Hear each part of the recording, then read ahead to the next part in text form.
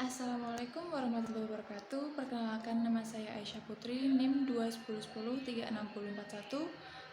jurusan Manajemen Dakwah, Fakultas Dakwah dan Komunikasi UIN Wali Songo, Semarang. Saya akan mempresentasikan tentang pertemuan 1-8 materi pendidikan Pancasila dan Kewarganegaraan guna untuk nilai UTS. Pada materi pertama kita ada visi misi UIN Wali Songo Semarang.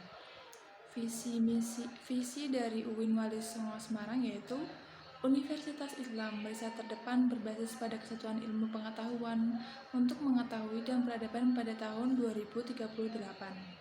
Selain itu, adapun misinya berjumlah 6, yaitu 1. Menyelenggarakan pendidikan dan pengajaran IPTEX berbasis kesatuan ilmu pengetahuan untuk menghasilkan lulusan profesional dan berakhlakul karimah. Yang kedua, meningkatkan kualitas penelitian untuk kepentingan Islam, ilmu, dan masyarakat. Yang ketiga, menyelenggarakan pengabdian yang bermanfaat untuk mengembangkan masyarakat. 4. Menggali, mengembangkan, dan menerapkan nilai-nilai kearifan lokal. Yang kelima, mengembangkan kerjasama dengan berbagai lembaga dalam skala regional, nasional, dan internasional. Dan yang terakhir atau yang keenam, mewujudkan tata pengelolaan kelembagaan profesional berstandar internasional. Selanjutnya ada 1 filsafat dasar Pancasila. Terbagi menjadi 2, yaitu etimologis, terminologis, dan historis. Pada pertemuan ketiga, materi kedua, Pancasila sebagai nilai-nilai dasar kehidupan berbangsa dan bernegara. Terbagi menjadi 4 bab atau 4 bagian, yaitu 1.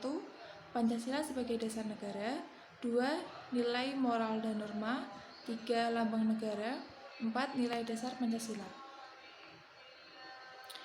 Pancasila sebagai dasar negara.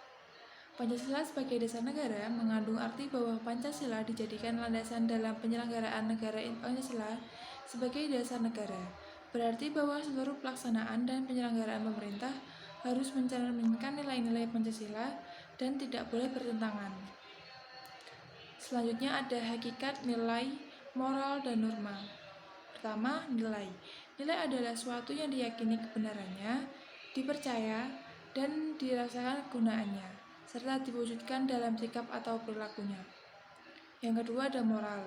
Maksud dari moral ini sendiri adalah sesuai dengan ide-ide yang umum diterima tentang tindakan manusia mana yang baik dan benar. Yang ketiga ada norma.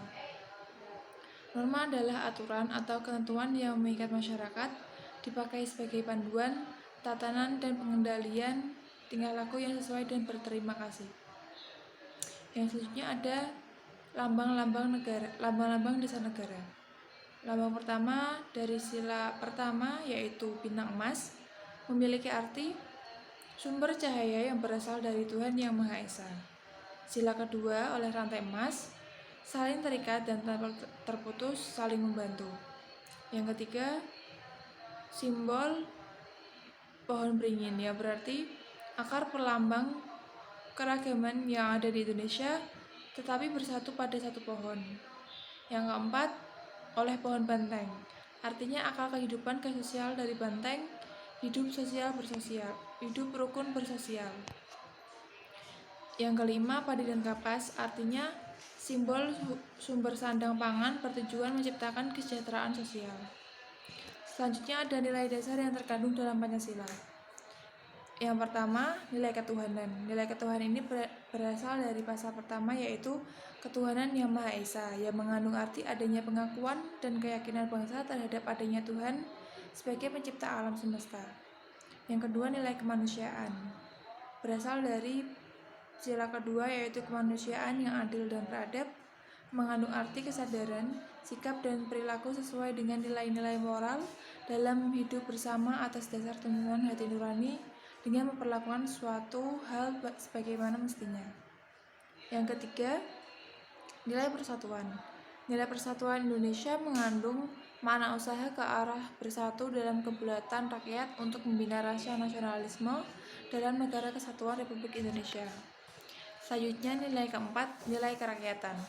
Kerakyatan yang dipimpin oleh hikmat kebijaksanaan dalam permusyawaratan perwakilan mengandung makna suatu pemerintahan dari rakyat, oleh rakyat, dan untuk rakyat dengan cara musyawarah mufakat melalui lembaga-lembaga perwakilan. Yang ketiga, nilai keadilan. Nilai keadilan sosial bagi seluruh rakyat Indonesia mengandung makna sebagai dasar sekaligus tujuan, yaitu tercapainya masyarakat Indonesia yang adil, makmur secara lahiriah maupun batiniah. Selanjutnya materi ketiga, Pancasila sebagai wujud nasionalisme dan etika bangsa. Pancasila sebagai wujud nasionalisme dan etika bangsa. Yang pertama adalah pengertian dari nasionalisme sendiri. Nasionalisme adalah perasaan cinta dan bangga terhadap tanah air tanpa memandang adanya bangsa lain. Makna nasionalisme tersendiri secara politis yaitu manifestasi kesadaran nasional yang mengandung cita-cita dan pendorong bagi suatu bangsa, baik untuk merebut kemerdekaan dan mengusir penjajah maupun sebagai pendorong untuk membangun diri dan lingkungan masyarakat, bangsa, dan negara. Pada materi keempat yaitu Pancasila sebagai wujud nasionalisme dan etika bangsa. Terbagi menjadi 3 bagian yaitu pengertian ideologi, karakteristik dan makna ideologi, fungsi ideologi. Yang pertama adalah pengertian ideologi. Ideologi secara umum diartikan sebagai sekumpulan peraturan baik ataupun ide, gagasan, atau kepercayaan yang berguna untuk mengatur kehidupan di bidang tertentu dan bersifat mengikat. Yang kedua ada karakteristik dan makna. Ideologi berasal dari kata idea dan logos yang berarti pandangan kehidupan, sehingga dapat disimpulkan bahwa ideologi adalah pandangan hidup bangsa Indonesia. Makna ideologi adalah sebagai alat pengatur, alat kontrol, dan alat penentu. Yang ketiga ada fungsi ideologi. Fungsi ideologi ada 4, yaitu membentuk identitas atau ciri pada suatu kelompok atau bangsa. Yang kedua mempersatukan sesama kita. Yang ketiga mengatasi berbagai konflik atau ketegangan sosial. Yang keempat membangun solidaritas. Selain itu ada juga Pancasila sebagai ideologi terbuka. Ideologi terbuka tersendiri ini adalah pandangan hidup yang tidak kaku, bersifat dinamis, serta fleksibel dalam berkembang dan bertumbuh mengikuti tuntunan perkembangan zaman. Pada materi kelima yaitu Islam dan Pancasila, yaitu hubungan Pancasila dan Islam. 1. Ketuhanan yang Maha Esa. Sila ini selaras dengan beberapa ayat yang ada di Al-Quran, seperti contohnya surat Al-Ikhlas ayat 3, yaitu ayat yang menjelaskan tentang pengakuan keesaan Allah. Dalam pandangan orang Islam, Tuhan adalah Allah. Namun dalam pandangan orang selain Islam, Tuhan adalah orang yang mengatur kehidupan manusia dan yang untuk disembah. Yang kedua, kemanusiaan yang adil dan beradab. Pada sila ini mencerminkan nilai kemanusiaan yang bersikap adil.